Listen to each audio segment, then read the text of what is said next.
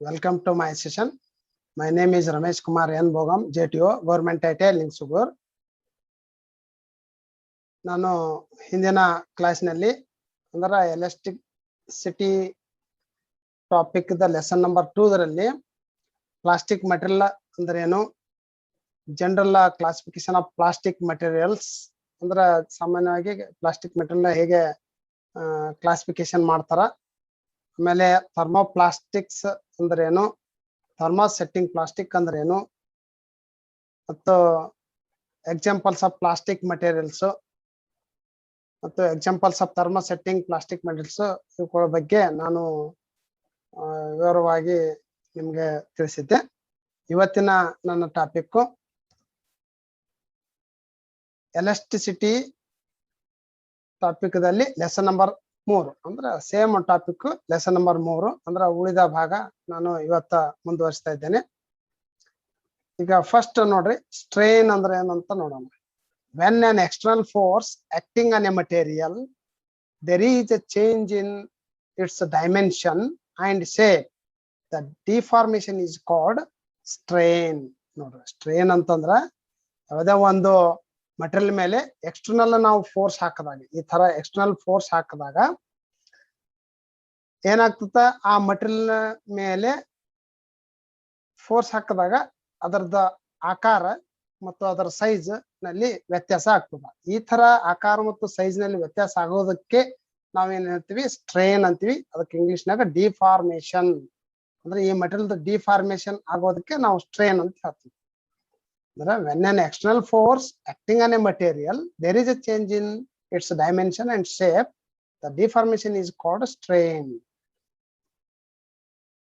ಈಗ ಇದು ಸಾಮಾನ್ಯ, ಯಾವುದೇ ಒಂದು ಮಟೀರಿಯಲ್ ಮೇಲೆ ನಾವು ಎಕ್ಸ್ಟರ್ನಲ್ ಫೋರ್ಸ್ ಹಾಕಿದಾಗ ಆ ಮಟೀರಿಯಲ್ ನಲ್ಲಿ ಆಗುವ ಬದಲಾವಣೆ, ಆ ಬದಲಾವಣೆಗೆ ನಾವು ಸ್ಟ್ರೈನ್ ಅಂತ ಹೇಳ್ತೀವಿ. The strain is the ratio between change in dimension of a material to its original dimension. It has no unit and it is represented by epsilon. ನೋಡ್ರಿ, ಈ ಸ್ಟ್ರೈನ್ ಅಂದ್ರೆ ಏನು, ಯಾವ್ದಕ್ಕೆ ಸ್ಟ್ರೈನ್ ಅಂತೀವಿ ಅಂತ ಮೇಲೆ ಹೇಳಿದೆ. ಅದೇ ಸ್ಟ್ರೈನ್ ಡೆಫಿನೇಷನ್ ಹೇಳಪ್ಪ ಅಂತಂದ್ರೆ, thus a strain is a ratio between change in dimension of a material to its original dimension. ಅಂದ್ರೆ ನಾವು ಎಕ್ಸ್ಟರ್ನಲ್ ಫೋರ್ಸ್ ಕೊಟ್ಟಾಗ ಆ ಮಟೀರಿಯಲ್ ದಲ್ಲಿ ಆದಂತ ಅಳತೆಯ ವ್ಯತ್ಯಾಸಕ್ಕೂ ಮತ್ತು ಮೂಲ ಅಳತೆಗೂ ಇರುವ ಒಂದು ರೇಷಿಯೋಗೆ ನಾವು ಸ್ಟ್ರೈನ್ ಅಂತೀವಿ. ಅದಕ್ಕೆ ದಿಂದ ಗುರುತಿಸ್ತೀವಿ, ಅದನ್ನ ಎಪ್ಸಿಲಾನ್ ಅಂತೀವಿ. But this strain has no unit. Linear ಅಥವಾ ಲಾಂಜಿಟ್ಯೂಡಿನಲ್ ಸ್ಟ್ರೈನ್ ಅಂತಂದ್ರೆ it is the ratio between change in length of material to its original length. ಅಂದ್ರೆ ಲೆಂತ್ ಅಂದ್ರೆ ಉದ್ದದಲ್ಲಿ ಆದಂತ ವ್ಯತ್ಯಾಸಕ್ಕೂ ಮತ್ತು ಮೂಲ ಉದ್ದದಲ್ಲಿ ಆದಂತ ವ್ಯತ್ಯಾಸ ಮತ್ತು ಮೊದಲಿದ್ದಂತ ಉದ್ದಕ್ಕೆ ಇರುವಂತ ರೇಷಿಯೋಕ್ಕೆ ನಾವು ಲೀನಿಯರ್ ಸ್ಟ್ರೈನ್ ಅಂತ ಹೇಳ್ತೀವಿ. Lateral strain, it is the ratio between change in cross sectional area of material to its original area. ನೋಡ್ರಿ, ಈಗ ಒಂದು ಮಟೀರಿಯಲ್ ತೊಗೊಂತೀವಿ, ಒಂದು ವೈರ್ ತೊಂದು ಸ್ಟ್ರೆಚ್ ಮಾಡಿವಿ ಅಂತ ತಿಳ್ಕೊ, ಅಲ್ಲಿ ಲೆಂತ್ ಹೆಚ್ಚು ಕಡಿಮೆ ಆಯ್ತು. ಅದೇ ಸಮಯದಾಗೆ ಅದರ ಕ್ರಾಸ್ ಸೆಕ್ಷನಲ್ ಏರಿಯಾ ಅಂದ್ರೆ ಅದರ ಥಿಕ್ನೆಸ್ ಏನಿರ್ತಪ್ಪ, ಸ್ಟ್ರೆಚ್ ಮಾಡ್ದಂಗೆಲ್ಲ ಥಿಕ್ನೆಸ್ ಕಮ್ಮಿ ಆಗ್ತದ. ಮೂಲ ಏನಿರ್ತದ ಜಾಸ್ತಿ ಇರ್ತದ, ಆಮೇಲೆ ಸ್ಟ್ರೆಚ್ ಮಾಡಿಂದ ಥಿಕ್ನೆಸ್ ಕಮ್ಮಿ ಆಗ್ತದ. ಅದಕ್ಕ lateral strain is change in area divided by original area, cross sectional area. ಮತ್ತೆ ಈಗ ಈ ಒಂದು ವೈರ್ ನಾವು ತೆಗೆದುಕೊಂಡ್ವಿ ಅಂತಂದ್ರ, ಈ ವೈರ್ ತಗೊಂಡಾಗ ವೈರ್ದ ಮುಂದಿಂದು ಇದು ಏರಿಯಾ ಏನದಲ್ಲ, ಇದಕ್ಕೆ ಕ್ರಾಸ್ ಸೆಕ್ಷನಲ್ ಏರಿಯಾ ಅಂತ ಹೇಳ್ತೀವಿ. ಈ ಕ್ರಾಸ್ ಸೆಕ್ಷನಲ್ ಹಿಂಗ್ ಸ್ಟ್ರೆಚ್ ಮಾಡಿದಾಗ ಈ ಕ್ರಾಸ್ ಸೆಕ್ಷನಲ್ ಏರಿಯಾ ಕಮ್ಮಿ ಆಗ್ತದೆ. ಅಂದ್ರೆ ಮೂಲ ಇದ್ದ ಏರಿಯಾಕ್ಕ ಕಂಪೇರ್ ಮಾಡಿದ್ರೆ ಕ್ರಾಸ್ ಸೆಕ್ಷನಲ್ ಏರಿಯಾ ಯಾವಾಗ ನಾವು ಸ್ಟ್ರೆಚ್ ಮಾಡಿರ್ತೀವಲ್ಲ ಅವಾಗ ಕಮ್ಮಿ ಆಗ್ತದೆ. ಅದಕ್ಕೆ ನಾವು ಏನಂತೀವಿ, ಲ್ಯಾಟ್ರಲ್ ಸ್ಟ್ರೈನ್ ಅಂತ ಹೇಳ್ತೀವಿ. It is the ratio between change in cross sectional area of material to its original area. ಮೊದಲ ಸ್ಟ್ರೆಚ್ ಮಾಡೋಕ್ಕಿಂತ ಮೊದಲ ಅದರದ ಕ್ರಾಸ್ ಸೆಕ್ಷನಲ್ ಏನ್ ಏರಿಯಾ ಇತ್ತು, ಸ್ಟ್ರೆಚ್ ಮಾಡಿಂದ ಅದ ಕ್ರಾಸ್ ಸೆಕ್ಷನಲ್ ಏರಿಯಾ ಏನಾಯ್ತು ಅಂದ್ರೆ ವ್ಯತ್ಯಾಸ ಆಯ್ತು. ವ್ಯತ್ಯಾಸ ಏನು ಕಡಿಮೆ ಆಗ್ತದ. ಅದಕ್ಕೆ ನಾವು ಲ್ಯಾಟ್ರಲ್ ಸ್ಟ್ರೈನ್, ಕೆಲವೊಂದ್ಸಾರಿ ಪ್ರೆಷರ್ ಹಾಕಿದಾಗ ಹೆಚ್ಚುನು ಆಗ್ಬಹುದು. ಕಾಂಪ್ರೆಸಿವ್ ಪ್ರೆಷರ್ ಹಾಕಿದಾಗ ನಾವು ಲೆಂತ್ ಸ್ಟ್ರೆಚ್ ಮಾಡಿದಾಗ ಒಂಥರ ಆದ್ರೆ ಕಾಂಪ್ರೆಸ್ ಮಾಡಿದಾಗ ಅದ ಕ್ರಾಸ್ ಸೆಕ್ಷನಲ್ ಏರಿಯಾ ಹೆಚ್ಚಾಗಿ ಲೆಂತ್ ಕಿರಿದಾಗ್ತದೆ. ಓಕೆ, ಎನಿಹೌ ಆ ಕ್ರಾಸ್ ಸೆಕ್ಷನಲ್ ಏರಿಯಾದಲ್ಲಿ ಆಗಿರುವಂತ ವ್ಯತ್ಯಾಸಕ್ಕೆ ನಾವು ಲ್ಯಾಟ್ರಲ್ ಸ್ಟ್ರೇನ್ ಅಂತ ಹೇಳ್ತೀವಿ. ಇನ್ನ volumetric strain, it is the ratio between the change in the volume of material to its original volume ಅಂತಂದ್ರ, ವಾಲ್ಯೂಮ್ ಅಂದ್ರ ಪೂರ್ತಿ ಘನ. ಈಗ ಒಂದ್ ಯಾವ್ದೋ ಒಂದು ಕೊಡ ತೊಂದ್ವಿ ಅಂತ ತಿಳ್ಕೊ, ಕೊಡದಾಗ ಎಷ್ಟು ನೀರ್ ಇರ್ತದೆ ಅದು ಹಿಡಿದದ್ದೆಲ್ಲ ಏನೋ ವಾಲ್ಯೂಮ್ ಅಂತೀವಿ. ಒಂದು ಸ್ಕ್ವೇರ್ ತೊಂದಿವಿ, ಸ್ಕ್ವೇರ್ದ ಒಳಗಿಂದ ಏರಿಯಾ ಎಲ್ಲ ಅದು ವಾಲ್ಯೂಮ್ ಅಂತೀವಿ. ಯಾವುದೇ ಒಂದು ವಸ್ತು ತಗೊಂಡಾಗ ಅದರಲ್ಲಿ ಇರುವ ವಾಲ್ಯೂಮ್ ಬದಲಾವಣೆ ಆದ ಅಂದ್ರೆ ಬದಲಾವಣೆ ಆದಂತ ವಾಲ್ಯೂಮ್ಗೂ ಮೂಲ ವಾಲ್ಯೂಮ್ಗೂ ಇರುವಂತ ರೇಷಿಯೋಕ್ಕೆ ವಾಲ್ಯೂಮೆಟ್ರಿಕ್ ಸ್ಟ್ರೇನ್ ಅಂತ ಹೇಳ್ತೀವಿ. ಆಮೇಲೆ ರೇಷಿಯೋ, ಪಾಯ್ಸನ್ಸ್ ರೇಷಿಯೋ ಅಂತಂದ್ರೆ it is the ratio between lateral strain and linear strain. ಈ ಲ್ಯಾಟ್ರಲ್ ಸ್ಟ್ರೇನ್ಗೂ ಮತ್ತು ಲೀನಿಯರ್ ಸ್ಟ್ರೇನ್ಗೆ ಇರುವಂತ ಒಂದು ರೇಷಿಯೋಗೆ ನಾವು ಪಾಯ್ಸನ್ಸ್ ರೇಷಿಯೋ ಅಂತ ಹೇಳ್ತೀವಿ. Poisson's ratio for solid material is vary between 0.25 to 0.33 and near to 0.5 for rubber. Rubber 0.5 ತಕ ಇರ್ತದೆ. ಏನಪ್ಪಾ ಅಂದ್ರೆ ಪಾಯ್ಸನ್ಸ್ ರೇಷಿಯೋ. ಆಮೇಲೆ ಇದು ಡೆಫಿನೇಷನ್ ಆಫ್ ಪಾಯ್ಸನ್ಸ್ ರೇಷಿಯೋ ಅಂದ್ರೆ the ratio between lateral strain to the linear strain ಅಂತ. ಇಲ್ಲಿ ಸ್ಟ್ರೇನ್ ಗೆ ಟೋಟಲ್ ಆಗಿ ನಾವು ನೋಡಿದಾಗ ಯಾವುದು ಯೂನಿಟ್ ಲೆಸ್ ಇರ್ತದೆ. ನೋಡ್ರಿ, ಯಾವುದೇ ಸ್ಟ್ರೇನ್ ತಗೋರಿ, ವಾಲ್ಯೂಮೆಟ್ರಿಕ್ ಸ್ಟ್ರೇನ್ ತಗೋರಿ ಅಥವಾ ಲೀನಿಯರ್ ತಗೋರಿ, ಲಾಂಜಿಟ್ಯೂಡ್ನಲ್ ತಗೋರಿ,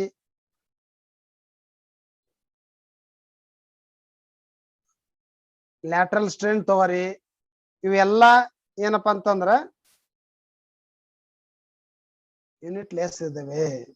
ಯಾಕಪ್ಪ ಅಂತಂದ್ರ change in length original length, change in area original area, area by area ಅಂದ್ರೆ unit cancel, length by length ಅಂದ್ರೆ ಯೂನಿಟ್ ಕ್ಯಾನ್ಸಲ್. ಓಕೆ, ಈ ತರನಾಗಿ ನಮ್ಗೆ ಎಲ್ಲಾನು ಯೂನಿಟ್ ಲೆಸ್ ಇರ್ತವೆ. ಈಗ ನೆಕ್ಸ್ಟ್ ನೋಡೋಣ ಸ್ಟ್ರೆಸ್. ನೋಡ್ರಿ, ದ ಸ್ಟ್ರೆಸ್ ಅಂದ್ರೆ ಏನು? The internal opposite force to the external load per unit area is known as stress. ನಾವು ಯಾವುದೇ ಒಂದು ಮೆಟೀರಿಯಲ್ಗೆ ನಾವು ಎಕ್ಸ್ಟರ್ನಲ್ ಹಿಂಗ್ ಪ್ರೆಷರ್ ಹಾಕ್ತಿವಲ್ಲ, ಹಾಕಿದ್ರೆ ಅದರಲ್ಲಿ ಆಕಾರ ಮತ್ತು ಲೆಂತ್ ವೇರಿ ಆಗಕ್ಕ ನಾವು ಸ್ಟ್ರೇನ್ ಅಂದಿವಿ. ಆ ತರ ಪ್ರೆಷರ್ ಹಾಕುವಾಗ ಒಳಗ ಆ ಮೆಟೀರಿಯಲ್ ಒಳಗೆ ಇರುವಂತ ಒಂದು ಶಕ್ತಿ ಈ ಹಾಕುವಂತ ಪ್ರೆಷರ್ ಅಪೋಸಿಟ್ ಮಾಡ್ತಿರ್ತದೆ. ಅದಕ್ಕೆ ನಾವೇನಂತೀವಿ? ಸ್ಟ್ರೆಸ್ ಅಂತ ಹೇಳ್ತೀವಿ. Okay, the internal opposite force to the external load per unit area is known as stress. ಅಂದ್ರೆ ಪರ್ ಯೂನಿಟ್ ಏರಿಯಾಗ ಎಷ್ಟು ಲೋಡ್ ಹಾಕ್ಲಕತ್ತೀವಿ ಅದು ಎಷ್ಟು ಅಪೋಸಿಟ್ ಮಾಡ್ತದ ಅನ್ನೋದೇ ಅದು stress. Unit of stress depend upon the force applied and area of original cross section of the material. It is represented by sigma. ನೋಡ್ರಿ, ದ ಸ್ಟ್ರೆಸ್ ಯೂನಿಟ್ ಹೆಂಗ ಡಿಪೆಂಡ್ ಅಪಾನ್ ಆಗ್ತದಪ್ಪ ಅಂತಂದ್ರ ನಾವು ಎಷ್ಟು ಫೋರ್ಸ್ ಅಪ್ಲೈ ಮಾಡಿವಿ, ದ ಕ್ರಾಸ್ ಸೆಕ್ಷನಲ್ ಏರಿಯಾ ಎಷ್ಟದ ಅಂದ್ರೆ ಯಾವುದೇ ಒಂದು ಮೆಟೀರಿಯಲ್ ಕ್ರಾಸ್ ಸೆಕ್ಷನಲ್ ಏರಿಯಾ ಮೇಲೆ ನಾವು ಎಷ್ಟು ಫೋರ್ಸ್ ಅಪ್ಲೈ ಮಾಡಿವೋ ಅದು ಅದರದ ಸ್ಟ್ರೆಸ್ ಡಿಸೈಡ್ ಮಾಡ್ತದ. ಎಷ್ಟು ಸ್ಟ್ರೆಸ್ ಆದಂತ ಅನ್ನೋದು ಡಿಸೈಡ್ ಮಾಡ್ತದ. ನೋಡ್ರಿ, stress is equal to force applied, ಎಷ್ಟು ಫೋರ್ಸ್ ಅಪ್ಲೈ ಮಾಡಿವಿ, area of original cross section ಅಂದ್ರೆ ಕ್ರಾಸ್ ಸೆಕ್ಷನಲ್ ಏರಿಯಾ ಎಷ್ಟು ಅದ ಅಂತ ಅಂದ್ರೆ ಎಫ್ ಬೈ ಏರಿಯಾ. ಅದಕ್ಕೆ is equal to load or force. ಇಲ್ಲಿ ತೋರಿಸಿದ್ವಿ ನೋಡ್ರಿ, load or force divided by area. ಈ ಫೋರ್ಸ್ ಅಪ್ಲೈಡ್ಗೆ ಫೋರ್ಸ್ನು ಅನ್ಬೋದು, ಲೋಡ್ನು ಅನ್ಬೋದು. ಆಮೇಲೆ area of original cross section ಅಂತಂದ್ರ ಅದಕ್ಕೆ ಏರಿಯಾ ಅಂತ ಹೇಳ್ತೀವಿ. ಇದನ್ನ ನಾವು ಸ್ಟ್ರೆಸ್ಸಿಗೆ ಯೂನಿಟ್ ಏನಪ್ಪಾ ಅಂದ್ರೆ ನ್ಯೂಟನ್ ಪರ್ ಸ್ಕ್ವೇರ್ ಮಿಲಿಮೀಟರ್ ಅಥವಾ ಕೆಜಿ ಪರ್ ಸ್ಕ್ವೇರ್ ಸೆಂಟಿಮೀಟರ್ ದಾಗ ಹೇಳ್ಬೋದು. ನೋಡ್ರಿ, ಸ್ಟ್ರೆಸ್ಸಿಗೆ ಯೂನಿಟ್ ಬರ್ತದೆ, ಸ್ಟ್ರೇನ್ಗೆ ಯೂನಿಟ್ ಬರೋದಲ್ಲ. ಓಕೆ, ಇನ್ನ ಟೈಪ್ಸ್ ಆಫ್ ಸ್ಟ್ರೆಸ್. ಈ ಸ್ಟ್ರೆಸ್ ನಾಗ ಎಷ್ಟು ಪ್ರಕಾರ? ಟೆನ್ಸೈಲ್ ಸ್ಟ್ರೆಸ್, ಕಾಂಪ್ರೆಸಿವ್ ಸ್ಟ್ರೆಸ್, ಸೇರ್ ಸ್ಟ್ರೆಸ್, ಟಾರ್ಷನಲ್ ಸ್ಟ್ರೆಸ್ ಅಂತ ನೋಡ್ರಿ. ಒಂದು 4 ಪ್ರಕಾರಗಳು ಈ ನಾವು ಸ್ಟ್ರೆಸ್ ನಲ್ಲಿ ನೋಡ್ತೇವೆ. ಈಗ ಒಂದೊಂದಾಗಿ ನೋಡೋಣ. ಪ್ರಥಮವಾಗಿ tensile stress. when a material is subject to two equal and opposite axial pulls, the material tends to increase in length. ನೋಡ್ರಿ ಇಲ್ಲೊಂದು ಫಿಗರ್ ಅದ. ಫಿಗರ್ ನೋಡ್ರಿ, ಒಂದು ಫಿಗರ್ ಮೇಲೆ 2 ದಿಕ್ಕಿನಲ್ಲಿ ಅಪೋಸಿಟ್ ನಾಗಿ ನಾವು ಸ್ಟ್ರೆಚ್ ಮಾಡಕತ್ತೀವಿ. ಅಂದ್ರೆ ಎಕ್ಸೆಲ್ ಪುಲ್. ಎಕ್ಸೆಲ್ ಅಂದ್ರೆ ಎಕ್ಸೆಲ್ ಆಗಿ ಸೀದಾ ಎಕ್ಸೆಸ್ ಇರ್ತಲ್ಲ, ಎಕ್ಸೆಸ್ ಸೀದಾ ಹಿಂಗ ಎಕ್ಸೆಲ್ ಆಗಿ ಪುಲ್ ಮಾಡಕ ಎಕ್ಸೆಲ್ ಪುಲ್ ಅಂತ ಹೇಳ್ತೀವಿ. ಮತ್ತು ಫೋರ್ಸ್ 2 ಕಡೆ ಈಕ್ವಲ್. ಒಂದು ಫೋರ್ಸ್ ಹೆಚ್ಚು ಕಡಿಮೆ ಅಂದ್ರೆ ಹಿಂಗ ಮೂವ್ ಆಗ್ಬೋದು. 2 ಕಡೆ force equal in opposite direction, that is in axial pull, then this force creates the internal resistance to opposite the increase in length. That resistance is called tensile stress. ನೋಡ್ರಿ, ಒಂದು material ಅಂತ ಒಂದು Excel force ಅನ್ನ ಹಾಕಿ 2 ಕಡೆ force equal force ಅನ್ನ ಹಾಕಿ Excel ಆಗಿ ನಾವು full ಮಾಡ್ತಿದ್ವಿಪ್ಪ ಅಂತಂದ್ರ ಆ ಮಟೀರಿಯಲ್ ಒಳಗಡೆ ಅಪೋಸ್ ಮಾಡುವಂತ ರೆಸಿಸ್ಟೆನ್ಸ್ ಏನ್ ಇರ್ತದಲ್ಲ, ಮಟೀರಿಯಲ್ ಒಳಗೆ ಅಪೋಸ್ ಮಾಡುವಂತ ಒಂದು ಗುಣಧರ್ಮ ಏನ್ ಇರ್ತಲ್ಲ, ಅದು ಏನ್ ಮಾಡ್ತಿರ್ತದ, ಈ ಲೆಂತ್ ಇನ್ಕ್ರೀಸ್ ಆಗೋದಕ್ಕ ಅಪೋಸಿಟ್ ಮಾಡ್ತಿರ್ತದ. ಆ ತರ ಅಪೋಸಿಟ್ ಮಾಡುವಂತ ಶಕ್ತಿಗೆ ನಾವು ಟೆನ್ಸೈಲ್ ಸ್ಟ್ರೆಸ್ ಅಂತ ಹೇಳ್ತೀವಿ, ಅಥವಾ ಅಪೋಸಿಟ್ ಮಾಡುವಂತ ಗುಣಧರ್ಮಕ್ಕೆ ನಾವು ಟೆನ್ಸೈಲ್ ಸ್ಟ್ರೆಸ್ ಅಂತೀವಿ. Okay.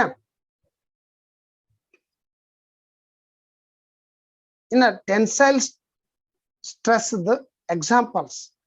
when brake is applied, the bike rod under the tensile stress. ನೋಡ್ರಿ, ಬೈಕ್ ರಾಡ್ ನಾವು ಬ್ರೇಕ್ ಒತ್ತಿದ್ವಿ ಅಂತಂದ್ರೆ ಲಿವರ್ ಮೂಲಕ ಒಂದು ರಾಡ್ ಇರ್ತದೆ ಹಿಂದೆ. ಬೈಕಿಗೆ ನಾವು ಬ್ರೇಕ್ ಒತ್ತಿದ್ರೆ ಬರೀ ತೆಳಗ್ ಒತ್ತದಂಗ ಮಾಡಿರ್ತೀವಿ, ಅದು ಈ ತರ ಲಿವರ್ ಇರ್ತದೆ, ಎಲ್ ಟೈಪ್. ಬ್ರೇಕಿಂಗ್ ಒತ್ತನ ಇದು ಹಿಂಗ್ ಜಗ್ತಿರ್ತ, ಇದಕ್ಕ ರಾಡ್ ಇರ್ತದ ಒಂದು ಹಿಂದೆ. ಈ ತರ ಬ್ರೇಕ್ ಅಪ್ಲೈ ಮಾಡಿದಾಗ ರಾಡ್ ಜಗ್ತದ. ರಾಡ್ ಜಗ್ಗನ ಗಾಲಿಗೆ ಬ್ರೇಕ್ ಹಿಡಿತದ. ಗಾಲಿಗೆ ಬ್ರೇಕ್ ಹಿಡಿದ್ರೆ ಅಲ್ಲಿ ಒಂದು ಫೋರ್ಸ್ ಕ್ರಿಯೇಟ್ ಆಗ್ತದೆ. ನಾವು ಇಲ್ಲಿ ಮುಂದೊಂದು ಜಗ್ತೀವಿ ಅಂದ್ರೆ ಟೆನ್ಸೈಲ್ ಈ ತರ ಜಗ್ ಹಿಡ್ದಂಗ ಆಗ್ತದೆ. ಇದು ಒಂದು ಟೆನ್ಸೈಲ್ ಸ್ಟ್ರೆಸ್ ಎಕ್ಸಾಂಪಲ್. ಆಮೇಲೆ during the tightening of the bolt or nut. ಈಗ ನಟ್ ಅನ್ನ ಟೈಟ್ ಮಾಡೋದಾಗ್ಲಿ, ಬೋಲ್ಟ್ ಅನ್ನ ಟೈಟ್ ಮಾಡ್ಲಿ, ಒಂದು ಬೋಲ್ಟ್ ಇರ್ತೈತಿ, ಅದಕ್ಕೊಂದಕ್ಕ ನಟ್ ಟೈಟ್ ಮಾಡ್ತಾ ಇರ್ತೀವಿ. ನಟ್ ಟೈಟ್ ಮಾಡಿದ್ರೆ ಬೋಲ್ಟ್ ಹೊರಗ್ ಜಗ್ತಿರ್ತೈತಿ. ಟೈಟ್ ಮಾಡ್ದಂಗೆಲ್ಲ ನಟ್ ಟೈಟ್ ಮಾಡಿದ್ರೆ ಬೋಲ್ಟ್ ಹೊರಗ್ ಜಗ್ದಂಗ. ಅಂದ್ರೆ ಅರ್ಥಾತ್ ಏನು, ಟೆನ್ಸೈಲ್ ಸ್ಟ್ರೆಸ್ ಆಗ್ತದ. ಅಥವಾ ಬರೇ ಬೋಲ್ಟ್ ತಿರ್ಸ್ತಿದ್ವಿ ಅಂತ ತಿಳ್ಕೊ, ಬೋಲ್ಟ್ ಕೂಡ ಅದು ಏನಾಗ್ತಿರ್ತದ, ಬೋಲ್ಟ್ ಇನ್ಸೈಡ್ ಮೂವ್ಮೆಂಟ್ ಆದ್ರೂ ಕೂಡ ಎದರಂತ ಇರುವಂತ ನಟ್ಟಿಗೆ ಹಿಡ್ಕೊಂಡು ಅದು ಏನಾಗ್ತಿರ್ತ, ಬೋಲ್ಟ್ ನ ಪೂರಾ ಲೆಂತ್ ಬಾರ್ ಮೇಲೆ ಸ್ಟ್ರೆಚ್ ಆಗ್ತಿರ್ತದೆ. ಅದಕ್ಕೆ ಟೆನ್ಸೈಲ್ ಸ್ಟ್ರೆಸ್ ಗೆ ಎಕ್ಸಾಂಪಲ್ ಕೊಟ್ಟಿದ್ದಾರೆ. A belt driving the fan. ಈಗ ಫ್ಯಾನ್ಗೆ ಕೆಲವೊಂದು ಫ್ಯಾನ್ಗಳಿಗೆ ಬೆಲ್ಟ್ ಮುಖಾಂತರ ಡ್ರೈವ್ ಮಾಡ್ತಿರ್ತ ಅಂತ ತಿಳ್ಕೊರಿ.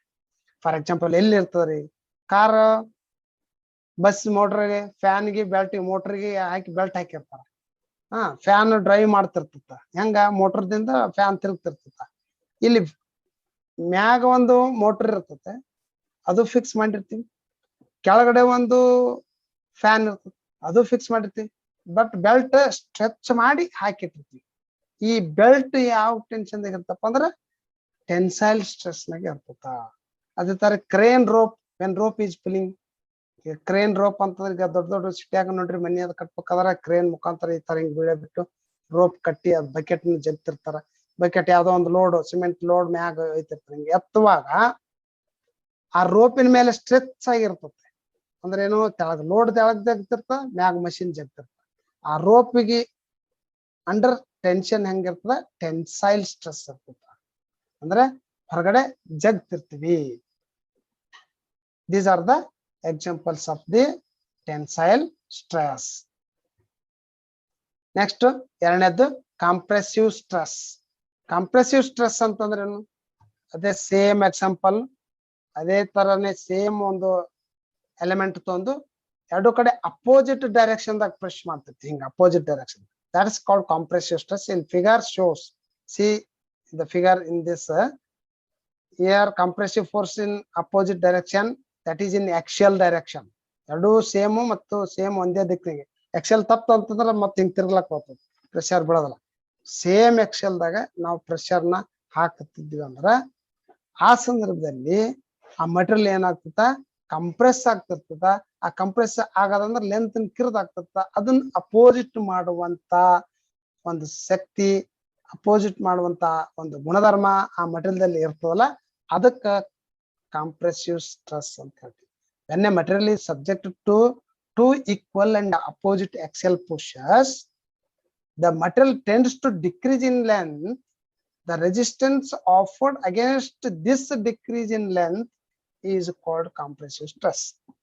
Okay, compressive stress ಅಂದ್ರೆ ತಿಳಿದಿರಬೇಕು. ಒಂದು ಇಲ್ಲಿ ಎಕ್ಸಾಂಪಲ್ ಕೊಟ್ಟಿದ್ವಿ, ಇಲ್ಲಿ ಒಂದು ಫಿಗರ್ ಕೊಟ್ಟಿದ್ದಾರೆ, ಇನ್ನೊಂದ್ಸಲ ರಿಪೀಟ್ ಮಾಡ್ತೀನಿ. ಈ ಒಂದು ಮೆಟೀರಿಯಲ್ಗೆ ಎರಡೂ ದಿಕ್ಕಿನಲ್ಲಿ ಕಾಂಪ್ರೆಸ್ ಮಾಡ್ತಿದ್ದೀವಪ್ಪ ಅಂತಂದ್ರೆ ಆ ಸಂದರ್ಭದಲ್ಲಿ ಮೆಟೀರಿಯಲ್ ಇನ್ಸೈಡ್ ಏನ್ ಕ್ರಿಯೇಟ್ ಆಗ್ತದಲ್ಲ resistance opposite to the decrease in length, that is called compressive stress. ಆಮೇಲೆ ಈ compressive stress is equal to axial push, ಎರಡು ಕಡೆ ಪುಷ್ ಮಾಡ್ತೀವಿ. ಆಮೇಲೆ ಅವಾಗ ಏನತ್ತ ಲೆಂತ್ ಡಿಕ್ರೀಸ್ ಆಗ್ತದ, decrease in length. And area of cross section, area of cross section ಅಂದ್ರೆ ಮೊದಲು ಎಷ್ಟಿತ್ತು ಅದ್ರ original length. Area of cross section that means original length. Okay, in examples of compressive stress. ಈ compressive stress example, the compressive stress on connecting the rod on the first part of the power stroke. Power ಸ್ಟ್ರೋಕ್ಗೆ ಈಗ ಯಾವುದೋ ಒಂದು machine ಈಗ ಇರ್ತದ connecting, ಈಗ for example ಖಾರ ಕುಟ್ಟ machine ಅಂತ ಹಿಂಗ್ ಪುಷ್ ಮಾಡ್ತಿರ್ತದ. ಓಕೆ, ಅವಾಗ ಏನಾಗ್ತದೆ ಕಂಪ್ರೆಸ್ ಆಗ್ತಿರ್ತದ ಮಟೀರಿಯಲ್. ಓಕೆ, ಆತರ compressive stress on connecting rod on the first part of the power stroke. ಈ ಸದ್ದ ಈ ಏನ್ ಖಾರ ಕುಟ್ಟ ಮಷಿನ್ದಾಗ ಹಾರಿ ಏನ್ ಇರ್ತಲ್ಲ, ಎರಡು ಕಡೆ ಮ್ಯಾಲಿನಿಂದ ಹೊಡಿತಿರ್ತದ, ತೆಳಗಿನಿಂದ ಕಲ್ಲು ಸ್ಟ್ರಾಂಗ್ ಇರ್ತದ. ಹಂಗಾಗಿ ಆ ರಾಡಿನ ಮೇಲೆ ಏನಾಗ್ತದ ಕಂಪ್ರೆಸ್ ಆಗ್ತಿರ್ತದ, ಕಂಪ್ರೆಸಿವ್ ಫೋರ್ಸ್ ಗೊತ್ತಿರ್ತದ. ಅವಾಗ ನಾವು ಇದಕ್ಕೇನ್ ಹೇಳ್ಬೋದು, ಎಕ್ಸಾಂಪಲ್ಸ್ ಆಫ್ ಕಂಪ್ರೆಸಿವ್ ಸ್ಟ್ರೆಸ್ ಅನ್ಬೋದು. ಆಮೇಲೆ compressive stress on push rod during the wall opening. Wall open ಮಾಡ್ಬೇಕಾದ್ರೆ ಒಂದು ರಾಡ್ ಪುಷ್ ಮಾಡ್ತೀವಿ. ನೀವು ಕೆಲವೊಂದು ವಾಲ್ ನೋಡಿರ್ಬಹುದು, ಮೆಕ್ಯಾನಿಕಲ್ದವರು ವಾಲ್ ನೋಡಿರ್ತಾರ. ಅಥವಾ ನೀವು ಇದಕ್ಕೆ ಸಮೀಪವಾಗಿಯಪ್ಪ ಅಂತಂದ್ರ ಸಿರೆಂಜ್ ತಂದು ನಾವು ಪುಷ್ ಮಾಡ್ತಿರ್ತೀವಿ. ವಾಲ್ ಮೂವ್ಮೆಂಟ್ ಒಳಗ್ ಪುಷ್ ಆಗ್ತಿರ್ತಲ್ಲ, ಸಿರೆಂಜಿ ಇದನ್ನ ಒತ್ತೆ ಹಿಡ್ಕೊಂಡಿರ್ತೀವಿ, ಪುಷ್ ಮಾಡ್ತಿರ್ತೀವಿ. ಇಲ್ಲಿ ಏನಾಯ್ತು ಕಾಂಪ್ರೆಸಿವ್ ಸ್ಟ್ರೆಸ್ ಆಯ್ತು ಅಂದ್ರೆ ಇಲ್ಲಿ ಈ ಒಳಗ ಸಿರಿಂಜಿ ಒಳಗ ಹೋಗ್ತಿರ್ತದಲ್ಲ, ಅದು ಏನಪ್ಪಾ ಅಂತಂದ್ರೆ ಪುಷ್ ರಾಡ್, ವಾಲ್ ಮುಂದ್ ರಬ್ಬರ್ ಇದಿರ್ತತೆ, ಅದು ಪುಷ್ ಮಾಡಿರ್ತಿರ್ತೀವಿ. ಆ ತರ ಪುಷ್ ರಾಡ್ ಅಂತ. ಆ ರಾಡ್ ಮೇಲೆ ಮುಂದ ಇಂಜೆಕ್ಷನ್ ಆಯಿಲ್ ಇರ್ತತೆ, ಅದು ಎದುರು ಒತ್ತಿರ್ತದ, ನಾವು ಹಿಂದೆ ಹೆಬ್ಬಳ್ಳಿಂದ ಒತ್ತಿರ್ತೀವಿ. ಅಂದ್ರೆ ರಾಡ್ ಮ್ಯಾಗ ಎರಡು ಕಡೆ ಕಂಪ್ರೆಸ್ ಆಗ್ತಿರ್ತದ. ಇವನ್ ಮುಂದ್ ಸಿರಂಜ್ ಇದಕ್ಕ ಅದು ಹೊರಗೆ ಹೋಗ್ತದೆ, ಇಲ್ಲ ಅಂದ್ರೆ ಅದನ್ನ ಕಾಂಪ್ರೆಸ್ ಆಗಕ್ಕ ಕಂಪ್ರೆಸ್ ಆಗ್ತಾ ಇರ್ತದವ. Okay, clutch lining when the clutch is engaged. ಈಗ ಕ್ಲಚ್ ಲೈನಿಂಗ್, ಬೈಕ್ದ ಕ್ಲಚ್ ಹಿಡಿತೀರಿ ಅಥವಾ ಕಾರ್ ಕ್ಲಚ್ ಇರ್ತವ. ಕ್ಲಚ್ ಬಿಟ್ರೆ ಆಕ್ಸಿಲೇಟರ್ ಕೊಟ್ರೆ ಓಡ್ತಾ ಇರ್ತದ. ಮೋಟರ್ ಮತ್ತು ಎಂಜಿನ್ದು ನಮ್ಗೆ ಕ್ಲಚಿಂಗ್ ಆದಾಗ ಅವಾಗ ಏನಾಗ್ತದ ಕಂಪ್ರೆಸ್ ಸ್ಟ್ರೆಸ್ ಆಗ್ತದ. ಕಂಪ್ರೆಸ್ ಸ್ಟ್ರೆಸ್ ಎಷ್ಟು ಹೊತ್ತು ಹಿಡಿತದೋ ಅಷ್ಟು ಸ್ಪೀಡ್ ತಿರ್ತಿರ್ತದ ಮೋಟರ್. ಕ್ಲಚ್ ಬಿಟ್ಟಾಗ ಅದಕ್ಕೆ ಅದು ಕಾಂಪ್ರೆಸಿವ್ ಸ್ಟ್ರೆಸ್ ನಾಗೆ ನಾವು ಎಕ್ಸಾಂಪಲ್ ಹೇಳಿವಿ, clutch lining when clutch is engaged ಅಂತ.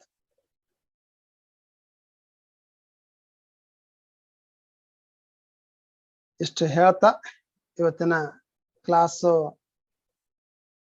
ಮುಕ್ತಾಯಗೊಳ್ಳೋ ಪೂರ್ವದಲ್ಲಿ ನನ್ನ ಕ್ಲಾಸು ನಿಮಗೆ ಇಷ್ಟವಾಗಿದೆ ಅಂತ ತಿಳ್ಕೊಂಡಿರ್ತೀನಿ. ಆಮೇಲೆ ಏನಾದರೂ ನಿಮ್ಗೆ ತಿಳಿಯದಿದ್ರೆ ಕಾಮೆಂಟ್ ಬಾಕ್ಸ್ ನಲ್ಲಿ ಹಾಕಿರಿ. ಮತ್ತು ನಿಮಗೆ ತಿಳಿದು ಈ ಕ್ಲಾಸ್ ನಿಮಗೆ ಅನುಕೂಲ ಆಗ್ತದ ಅಂತಂದ್ರ ನೀವು ಲೈಕ್ ಮಾಡ್ರಿ ಮತ್ತು ಶೇರ್ ಮಾಡ್ರಿ. ಇದರಿಂದ ನಿಮಗೂ ನಿಮ್ಮ ಮಿತ್ರರಿಗೂ ಅನುಕೂಲ ಆಗ್ತದೆ ಅಂತ ಹೇಳ್ತಾ ಇವತ್ತಿನ ಕ್ಲಾಸನ್ನ ಮುಕ್ತಾಯಗೊಳಿಸ್ತೀನಿ.